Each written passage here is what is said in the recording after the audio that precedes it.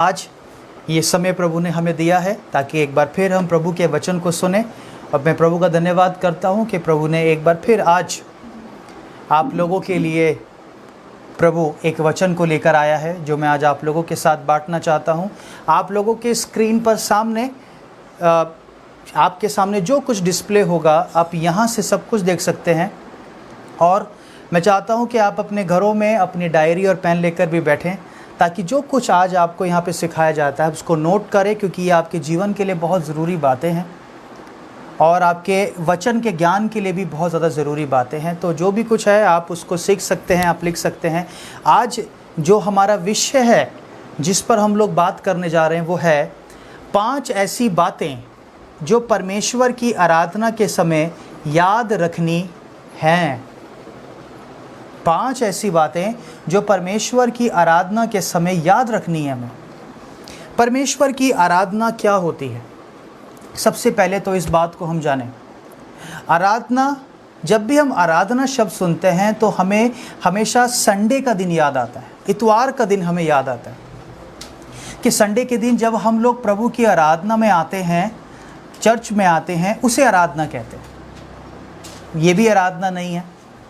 जब भी हम आराधना सोचते हैं तो हमें हमेशा प्रभु के गीत याद आते हैं कि प्रभु का गीत गाना, ताली बजाना, भजन गाना आराधना है, लेकिन ये भी आराधना नहीं है। तो फिर आराधना क्या है? आराधना कोई एक दिन नहीं होता, आराधना कोई एक चीज़ नहीं है जो आप कर रहे हैं। आराधना है हमारी जीवन शैली, हमारा जीवन जीने का तरीका। हर रोज़ का दिन जो हम देखते हैं वो परमेश्वर की आराधना का दिन है, हर रोज़ का दिन। और हर रोज़ जो विचार हमारे मन में आते हैं वो ही परमेश्वर की आराधना है। इसलिए जब हर रोज़ हम आराधना करते हैं परमेश्वर की, हर सेकंड, हर घड़ी प्रभु की जब आराधना करते हैं, तो हमें 5 बातें याद रखना बेहद ज़रूरी है जब हम प्रभु की आराधना करते हैं। ठीक है? तो पहली चीज़, जब भी आप प्रभु की आराधना करें, जब भी आपका मन आपको कायल करे कि इस वक्त तू अपना समय बर्बाद ना कर बल्कि परमेश्वर की आराधना में बैठ जा, तो उस वक्त आपको ये बात याद करनी है कि यहोवा महान और अति स्तुति के योग्य है। पहली चीज़ आपको और मुझे क्या याद करना है कि यहोवा महान और अति स्तुति के योग्य है। सब वचन की ओर, स्क्रीन की ओर ध्यान करें। क्यों हमें ये चीज़ सबसे पहले याद क्यों करनी है प्रभु की आराधना के समय? क्योंकि परमेश्वर हर एक बात में महान है, हर एक बात में महान है। प्रभु के अगर आप कार्यों को देखो तो वो सचमुच में प्रभु का हर एक कार्य महान है। हम देखते हैं जब प्रभु ने इस पृथ्वी को बनाया तो लिखा है पृथ्वी बेडोल और सुनसान थी और अंधियारा था, और अंधेरी जगह पर रोशनी करना एक बहुत अद्भुत कार्य है।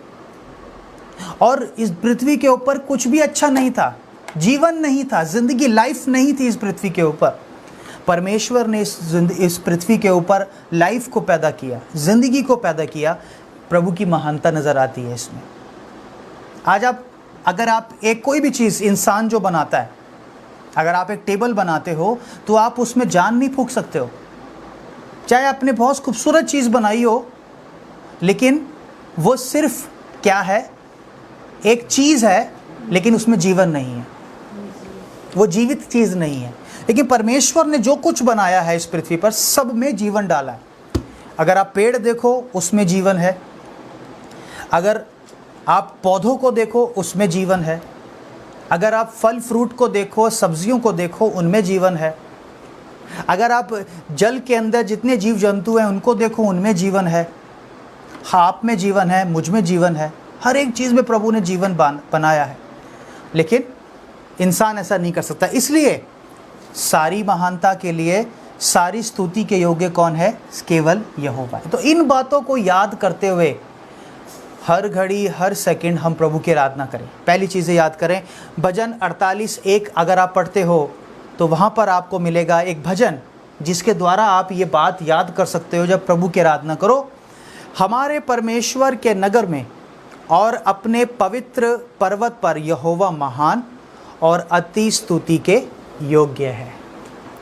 अपने पर्वत पर यानी यरूशलेम में, क्योंकि यरूशलेम पर्वत पर बसा हुआ है, अपने पर्वत पर प्रभु महान कहलाए और उसकी स्तुति वही केवल स्तुति के योग्य है। पहली चीज़ जो मुझे और आपको स्मरण करनी है। तो जैसे अभी मैंने आपको बताया, सबसे अद्भुत चीज़ जो हमें, जिस चीज़ को याद करते हुए परमेश्वर की स्तुति करनी है, वो क्या है? हमारी रचना। हम अपनी सृष्टि को याद करते हैं। जब हम कहते हैं प्रभु तू महान है, तो अपनी सृष्टि को याद करो। एक बड़ी अद्भुत बात मैंने देखी है और आप भी इस बात को जानते हैं कि जब एक बच्चा पैदा होने से पहले जब वो अपनी माँ के गर्भ में होता है, तो वो 9 महीने पानी में रहता है, पूर्ण रूप से पानी में होता है, लेकिन तब भी वो बचाया जाता है, तब उसकी मरता नहीं वो।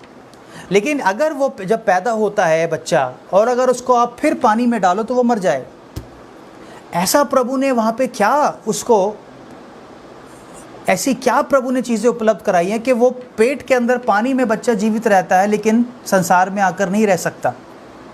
ये प्रभु की क्या है? महानता है। प्रभु ने किस तरीके से हमें पैदा किया है। दाऊद कहता है, प्रभु जब मैं अपनी माँ के गर्भ में बनाया जा रहा था तो आप मेरे बेडोल तत्व को देख रहे थे। जब मेरा सर बन रहा था, मेरे पैर बन रहे थे, हाथ बन रहे थे, प्रभु आप हर एक चीज़ को देख रहे थे। यानी मेरी माँ भी मुझे नहीं देख पाई मुझे पैदा होते हुए, लेकिन आप हर एक चीज़ को देख पा रहे थे। और प्रभु ने हर एक चीज़ बनते बनते मेरी रक्षा की, मेरी सुरक्षा की, और आज मुझे प्रभु ने यह जीवन दिया।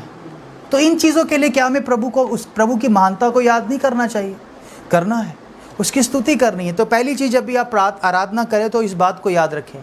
और दूसरी चीज़, प्रभु की महानता को याद करते हुए हमें दूसरी चीज़ याद क्या करनी है? परमेश्वर की के मेमने की महिमा हो। किसकी महिमा हो? परमेश्वर के मेमने की महिमा हो हमारे जीवन में। और इसके लिए वचन क्या है? प्रकाशित वाक्य उसका 5वां अध्याय और उसकी 12वीं आयत में क्या लिखा है?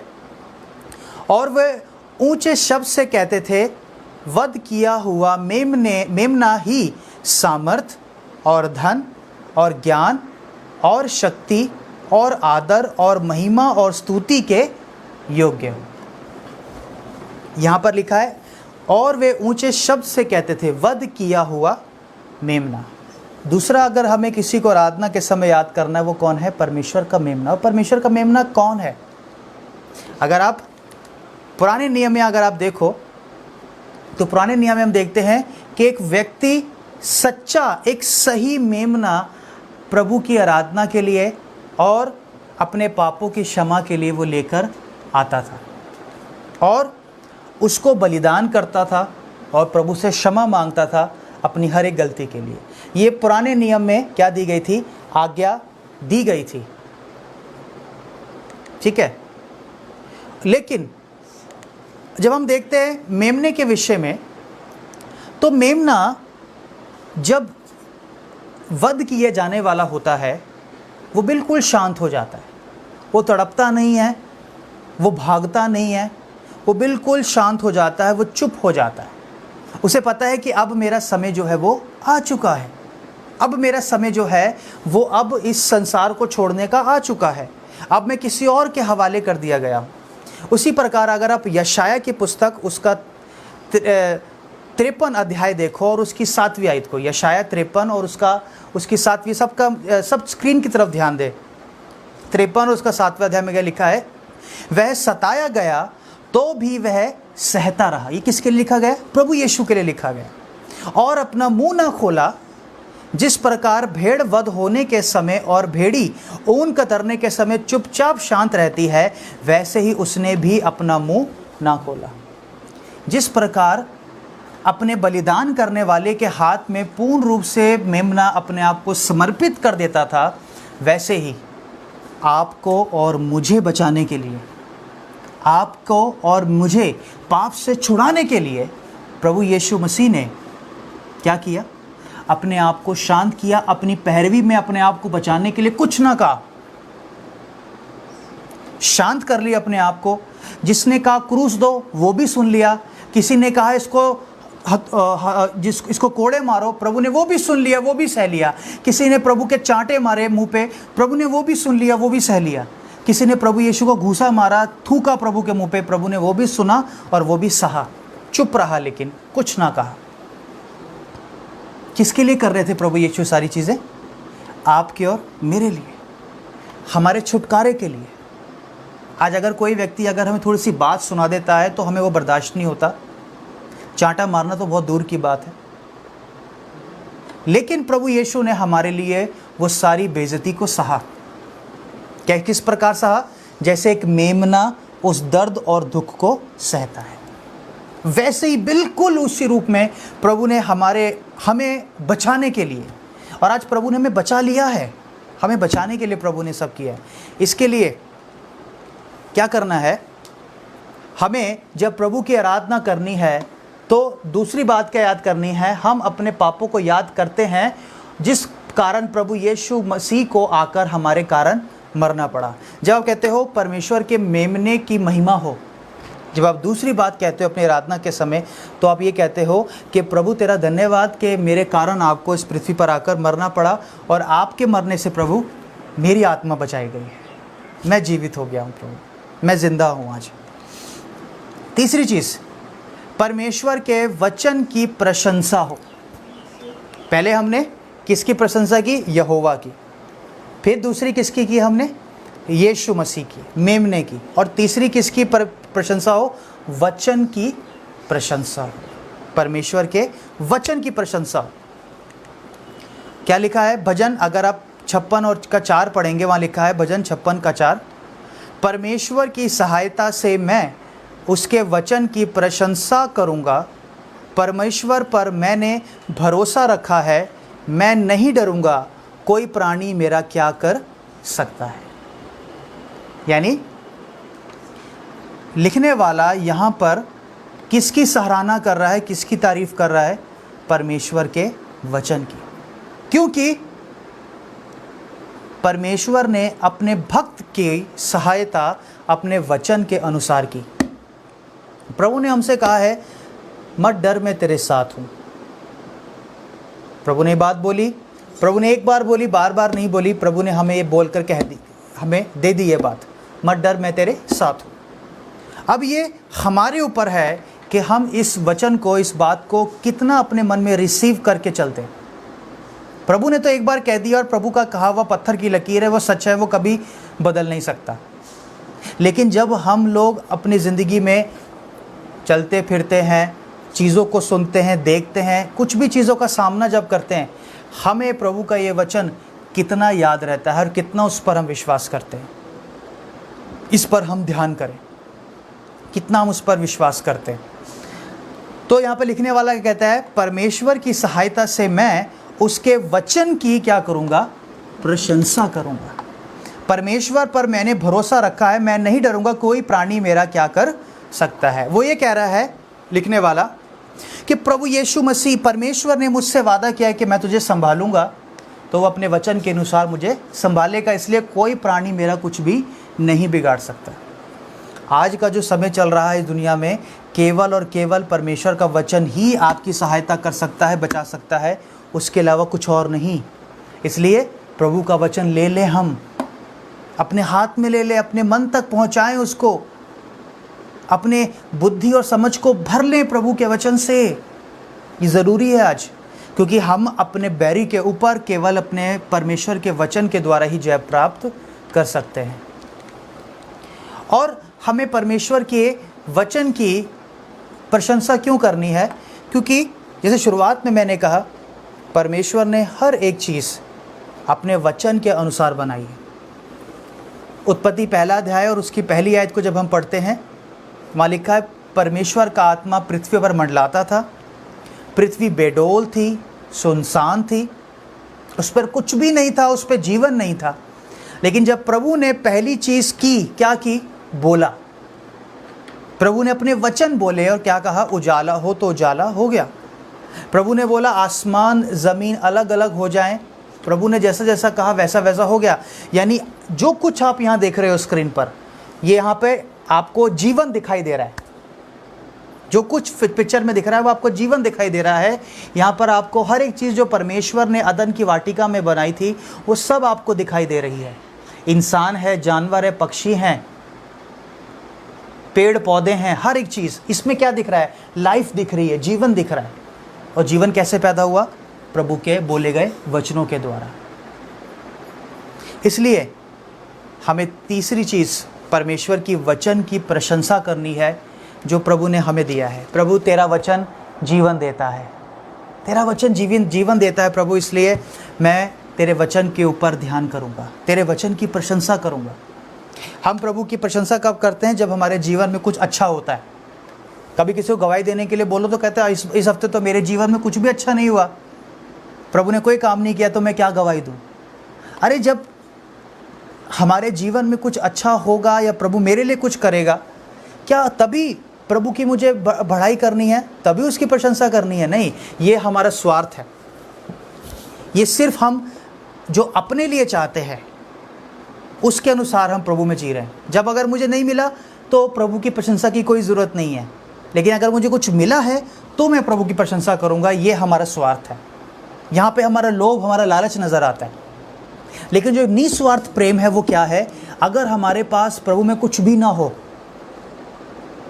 तब भी प्रभु के किए गए उस उपकार और उस दया के लिए, जिसने मेरी आत्मा को बचा लिया है, जिसने मुझे बुद्धि और ज्ञान दिया है, अंधकार से निकाला है, उसके लिए मैं किसी भी समय खड़े होकर प्रभु की बढ़ाई कर सकता हूँ। किसी भी समय खड़े होकर मैं उसकी गवाही दे सकता हूँ। प्रभु के वचन के लिए गवाही दे सकते हैं हम, प्रभु के मेमने के कारण उसकी गवाही दे सकते हैं। परमेश्वर ने जो लाइफ दी है, जीवन दिया है हमें, उसकी हम गवाही दे सकते हैं प्रभु को। ऐसा नहीं कि जब मेरे जीवन में कुछ होगा या मेरे बेटी की नौकरी लगेगी या हमारे घर में कोई अच्छी काम होगा तभी हम देंगे। नहीं, हर घड़ी हर समय हम प्रभु के लिए गवाही दे सकते हैं। और उसके बाद परमेश्वर के पराक्रम के कामों के कारण उसकी क्या करें? हम स्तुति करें। परमेश्वर के पराक्रम के काम, उसके पराक्रम के कामों को याद करें। भजन संहिता 152 यहाँ लिखा है, उसके पराक्रम के कामों के कारण उसकी स्तुति करो, उसकी अत्यंत बढ़ाई के अनुसार उसकी स्तुति करो। आराधना करते हुए हम क्या करते हैं? उसकी स्तुति तो करते हैं। उसके लिए स्तुति के गीत गाते हैं हम लोग, गिटार के साथ, कॉन्गो के साथ, कीबोर्ड के साथ, अपनी आवाज़ को खोलते हुए ताली बजाकर हम उसकी स्तुति करते हैं। लेकिन स्तुति करते हुए आप क्या याद करते हो? है क्या याद करते हैं हम प्रभु की स्तुति के समय? प्रभु को तूने मेरे घर में जो अच्छा काम किया इसके लिए आपकी स्तुति हो? नहीं, प्रभु तेरे पराक्रम के काम जो मैं संसार में देखता हूँ, तेरी स्तुति करता हूँ। मेमने के लिए स्तुति करता हूँ, यहोवा के लिए स्तुति करता हूँ, आपकी महिमा के लिए स्तुति करता हूँ। और सबसे बड़े प्रभु का पराक्रम का काम क्या है जिसके भी स्तुति करना है? इस पिक्चर को अगर आप देखो तो यहाँ पर हमें नज़र आता है पृथ्वी को किसी ने अपने हाथों में संभाला हुआ है। ये हाथ किसके हो सकते हैं? इतने सामर्थशाली हाथ परमेश्वर के। ये पिक्चर हमें सिखाती है, ये फोटो हमें सिखाती है कि इस पृथ्वी की कोई नींव नहीं है, लेकिन फिर भी वो अपने जगह पर क्यों स्थिर है? क्योंकि किसी ने उसको अपने हाथों में संभाला हुआ है, जिसको वो गिरने नहीं देता। कोई ऐसा है जिसने इस पृथ्वी को अपने हाथों में रखा हुआ है, जिस कारण मैं और आप जीवित हैं, अभी तक संभले हुए हैं। और वो कौन है? परमेश्वर है। परमेश्वर है। और एक और चीज़ मैं आपको बताऊं, अगर आप साइंस को ध्यान से पढ़ें तो साइंस बताती है कि हमारी पूरी पृथ्वी को अगर आप देखो तो 70% यानी 70% हमारी पृथ्वी के ऊपर पानी ने कवर कर रखा हमारी पृथ्वी को, लेकिन सिर्फ 30% पर ही दुनिया लोग रहते हैं। यानी 30% पृथ्वी है और 70% समुद्र है। और हमें जब समुद्र को, कभी अगर आप समुद्र में जाओ तो आपको लगेगा समुद्र सीधा है, ऐसा है ना, इस तरीके से वो बहता है और वापस पानी चला जाता है। लेकिन ऐसा नहीं है। साइंस इस बात को बताती है कि समुद्र की जो ढलावट है, जिस तरीके से उसकी ढलान है, वो इस तरीके से है। ऐसे नहीं है समुद्र, ऐसे है। और अगर कोई भी पानी, मुझे आप बता दो, अगर आप पानी को ऐसे ढलान में रखो और पानी बहकर अपनी सीमा से पार ना जाए, ऐसा कभी हो नहीं सकता। आप कभी भी पानी को ऐसे रखा है तो स्थिर रहेगा, लेकिन अगर आप ऐसे करोगे टेबल को, किसी भी चीज़ को, तो पानी बहकर नीचे गिर जाएगा, अपनी सीमा से बाहर चला जाएगा। आप पानी की सीमा नहीं बना सकते कभी भी। लेकिन परमेश्वर ने समुद्र को ऐसा रखा है और फिर भी पानी अपनी सीमा से बाहर नहीं आता है। वो सीमा किसने बनाई है? परमेश्वर ने बनाई है। ये क्या है? परमेश्वर का पराक्रम का काम है। जब मैंने समुद्र को देखा था तो इस बात को मैंने देखा कि सच में समुद्र की लहरें बहुत ऊंची ऊंची तेजी से पृथ्वी की ओर आती है, लेकिन अपनी सीमा को क्रॉस करके वापस चली जाती है। आगे तक नहीं आती जहां पर वह इंसान का विनाश करे। और अगर कभी कभी सीमा वो लांघती भी है, वो तब लांघती है जब इंसान परमेश्वर की प्रकृति को बहुत ज़्यादा गंदा कर देता है। तो वो गंदगी को जब वो बाहर फेंकती है समुद्र, तो उसमें इंसान भी बह जाता है। लेकिन वो परमेश्वर की सृष्टि का क्रोध है, वो परमेश्वर का क्रोध है। लेकिन अगर हम प्रभु की सृष्टि में सही रूप से चलें तो सृष्टि भी हमारा आदर करेगी और सृष्टि भी हमारी रक्षा करेगी। आज हम देखते हैं परमेश्वर का सबसे बड़ा पराक्रम का काम क्या है। प्रभु ने इस पृथ्वी पर पेड़ पौधे लगाए हैं, लेकिन इंसान लगातार पेड़ पौधों को काट रहा है, जिसकी वजह से आज हम देखते हैं हमारे देश में सबसे ज़्यादा ऑक्सीजन की कमी हो रही है। और हमें ऑक्सीजन कहाँ से मिलती है? सांस कहाँ से मिलती है? पेड़ों से मिलती है। और आज इंसानों को एक टेम्परेरी सिलेंडर के ऊपर, टेम्परेरी सांस के ऊपर जीवित रहना पड़ रहा है। क्यों? प्रभु ने ये प्रकृति बनाई हमारे लिए, हमारी रक्षा के लिए, लेकिन हमने उसको ही अपने जीवन से दूर कर दिया। तो इसलिए परमेश्वर के पराक्रम के कामों को याद करते हुए उसका धन्यवाद करें। ये मत देखें कि मेरे को प्रभु ने क्या दिया, नहीं, संसार में मैं क्या देखता हूँ, उसके लिए हम प्रभु को धन्यवाद करें। उसके बाद गीत गाकर उसकी स्तुति करें हम लोग। भजन संहिता 69, 69, 30 से लेकर 31 वचन जब आप पढ़ते हो तो आपको वहाँ मिलेगा, मैं गीत गाकर तेरे नाम की स्तुति करूँगा और धन्यवाद करता हुआ तेरी बढ़ाई करूँगा। यह यहोवा को बैल से अधिक, वरन सींग और खुर वाले बैल से भी अधिक भाएगा। पुराने नियम और नए नियम को यहाँ पे जोड़ा गया इस वचन के अंदर। पुराने नियम में परमेश्वर ने आराधना करने की विधि क्या दी थी? मेमना, बैल, खुर वाले जानवरों को बलिदान करके चढ़ाओ, बलिदान चढ़ाओ मेरी आराधना के लिए। लेकिन प्रभु ने आज में यशाया की पुस्तक में कहा, मुझे तुम्हारे इन बलिदानों से कोई आनंद नहीं मिलता। मैं तुम्हारे लिए एक बलिदान भेजता हूँ जो तुम्हारे हमेशा के बलिदानों को ख़त्म कर देगा। और वो कौन है? प्रभु यीशु मसीह। और प्रभु ने क्या बोला? मैं गीत गाकर तेरे नाम की स्तुति करूँगा, धन्यवाद करता हुआ तेरी बढ़ाई करूँगा, क्योंकि ये तेरे को बैल से अधिक, वरन सींग वाले, खुर वाले बैल से भी अधिक भाएगा। आज आप प्रभु के लिए ये सब ना लेके जाएं, लेकिन हृदय से प्रभु के लिए गीत गाएं। प्रभु को वो ही भाएगा कि मेरे पुत्र ने, मेरी पुत्री ने मेरी आराधना के लिए हृदय को खोलकर आज मेरी बढ़ाई करते हुए गीत गाए। प्रभु को वो भाता है। प्रभु हमारे सुर को नहीं देखता, प्रभु हमारी आवाज़ को नहीं देखता, हम कितना अच्छा गाते हैं। प्रभु देखता है हमारे केवल हृदय को, कि किस हृदय से, किस मन से हम प्रभु के लिए गा रहे हैं। और एक इस चीज़ को अगर आप देखें, यहाँ पर एक घटना आपको मिलेगी प्रेरितों की पुस्तक में, पौलुस और सिलास नामक दो व्यक्तियों की कहानी।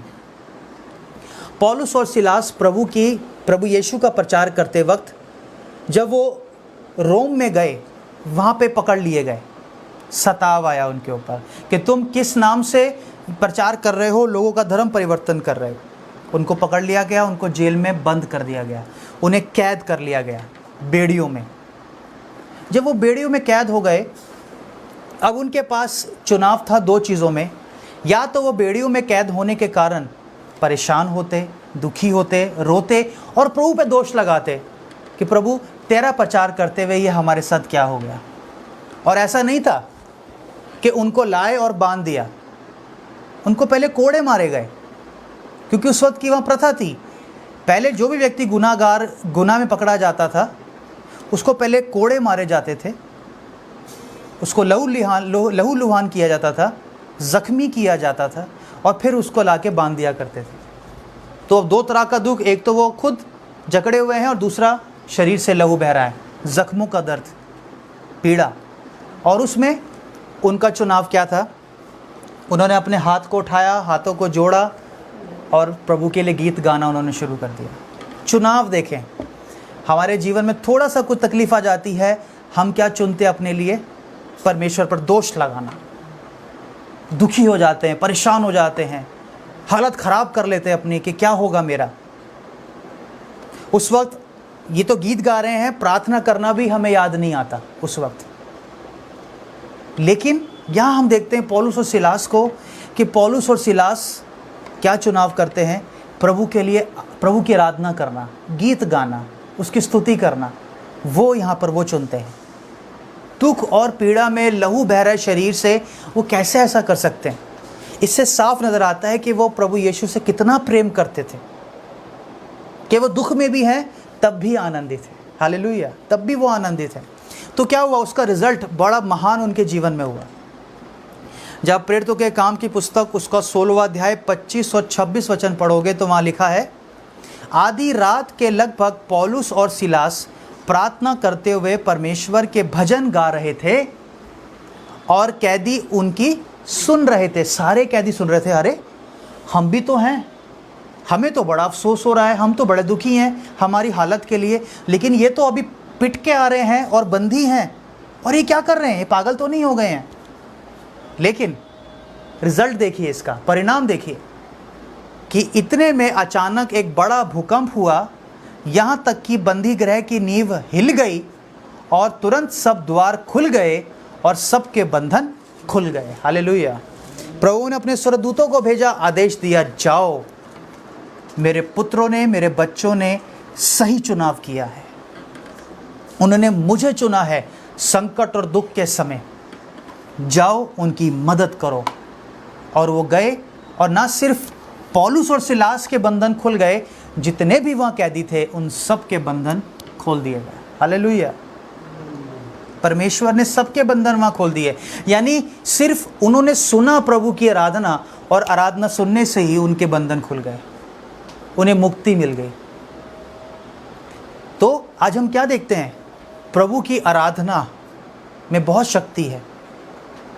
प्रभु के लिए गीत गाने में, हृदय से गीत गाने में, और संकट और दुख के समय प्रभु के लिए गीत गाने में बहुत शक्ति है, बहुत सामर्थ्य है।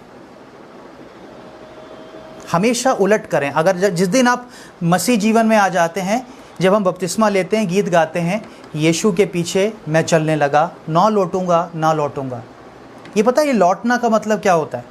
इस लौटने का मतलब है कि प्रभु जैसे मैं संसार के साथ अब चल रहा था, अब उनके विरोध में चलूंगा। अब वापस प्रभु उस रास्ते पर नहीं चलूंगा। मसीह को ग्रहण करने का मतलब है संसार के विरोध में चलना। जिस दिन मैंने प्रभु यीशु को ग्रहण किया, दुख के समय हम दुखी होते थे, परेशान होते थे, पहले के जीवन की तरह अब नहीं होंगे। अब आराधना करेंगे प्रभु की, अब वर्शिप करेंगे उस समय प्रभु की, गीत गाएंगे प्रभु के लिए, उसकी स्तुति करेंगे, बिल्कुल उलट जो पहले कभी नहीं किया जीवन में और जो संसार में कोई नहीं करता। हम उलट करेंगे क्योंकि उसका उलट रिजल्ट हमें आएगा। जिस दिन हम संसार के विरोध में हो गए, उसी दिन आप प्रभु के साथ हो जाओगे। ये रियलिटी है। संसार के विरोध में जाना यानी परमेश्वर के साथ हो जाना, यह है सच्चाई। और उन्होंने वही किया, पौलुस और सिलास ने, तभी बंधन खोले गए। यह है आराधना की शक्ति। उस वक्त जब सारी परिस्थितियां आपके विरोध में चल रही हों, उस वक्त प्रभु की आराधना करें। तो हमने क्या देखा? यहाँ पे 5 बातें सीखी। जब आप प्रभु की आराधना करो, किसी भी घड़ी, रात के समय, दोपहर के समय, सुबह के समय, संडे हो, सोमवार हो, मंगलवार हो, कोई भी दिन हो, जब प्रभु की आराधना करते हो, आराधना करते वक्त इन 5 बातों को याद करो। पहला, यहोवा महान और अति स्तुति के योग्य है।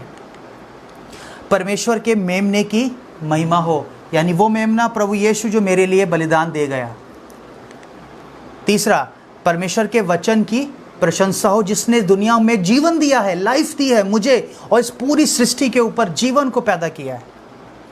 परमेश्वर के पराक्रम के कामों के कारण उसकी स्तुति करें। प्रभु तेरा पराक्रम के काम कि आज तक प्रभु बिना नींव के आपने पृथ्वी को संभाले हुए हो, जिसमें मैं संभला हुआ हूँ, मेरा परिवार संभला हुआ है, मेरे अपने लोग संभले हुए हैं। गीत गाकर उसकी स्तुति करें उस वक्त जब परिस्थितियाँ सही ना हो, तब प्रभु की आराधना करें, गीत गाएं, लोगों को हैरान करें, लोगों को परेशान करें। जब तक मसीह जीवन में चलते हुए लोग आपको ये ना कहें कि आप पागल हो गए हो, तब तक ये सोच लो कि आप सही मार्ग पर नहीं आए हो। जिस दिन लोग आपके बारे में कहने लग जाएंगे कि आप पागल हो चुके हो, ये क्या कर रहे हो, और आपके काम लोगों को समझ ना आने लगे, तो समझ लेना कि आप सही मार्ग पर आ चुके हो। क्योंकि लोगों के विरोध में चलना प्रभु की ओर चलना होता है। पौलुस और सिलास ने किया, लोग हैरान हो गए, ये क्या कर रहे हैं, ये इनको रोना चाहिए, दुखी होना चाहिए, जेलर को कहना चाहिए हमें खोलो, हमें बाहर निकालो, हमें माफ़ करो। ये नहीं कुछ कर रहे हो तो कुछ और ही कर रहे हैं। जो कुछ और करेंगे तो कुछ और रिजल्ट उसका निकलेगा। अद्भुत किया तो अद्भुत मिला, वैसे आज भी अगर हम अद्भुत करेंगे अद्भुत मिलेगा। परिस्थितियों के विरोध में करेंगे तो परिस्थितियों के विरोध में ही कुछ अच्छा मिलेगा। तो इन 5 बातों को याद करें हम, ये हमारी आराधना के समय हमारी बहुत मदद करेगा। और जब से मैंने इन 5 बातों को फॉलो किया है अपनी आराधना के समय, मैं संडे की बात नहीं कर रहा हूँ, मैं बार बार कहूँगा, मैं संडे की बात नहीं कर रहा, मैं आपके हर रोज़ के जीवन की बात कर रहा हूँ, मैं आपके लाइफस्टाइल की बात कर रहा हूँ, मैं आपके जीवन शैली की बात कर रहा हूँ, मैं आपकी सुबह की बात कर रहा हूँ, मैं आपकी दोपहर की बात कर रहा हूँ, मैं आपके रात के समय की बात कर रहा हूँ। जब आप इन 5 बातों को फॉलो करते हुए, याद रखते हुए जब आप प्रभु की आराधना करोगे, सच में हम अपने जीवन में वो परिवर्तन देखने जा रहे हैं जो आज तक कभी ना देखा होगा, इन 5 बातों के द्वारा। क्योंकि ये 5 बातें मेरी बुद्धि से नहीं निकली हैं, ये वचन से निकली हैं। वचन ने बताई हैं कि ये 5 बातों को हम अपने जीवन में लेकर आएँ। यहोवा महान है, याद करें, मेमने को याद करें, उसकी स्तुति करें, वचन की प्रशंसा करें, उसके पराक्रम के कामों को याद करें और उसके लिए गीत गाएं, उसकी स्तुति के गीत। मैं प्रभु का धन्यवाद करता हूँ आज के इस वचन के लिए जो प्रभु ने आपको दिया।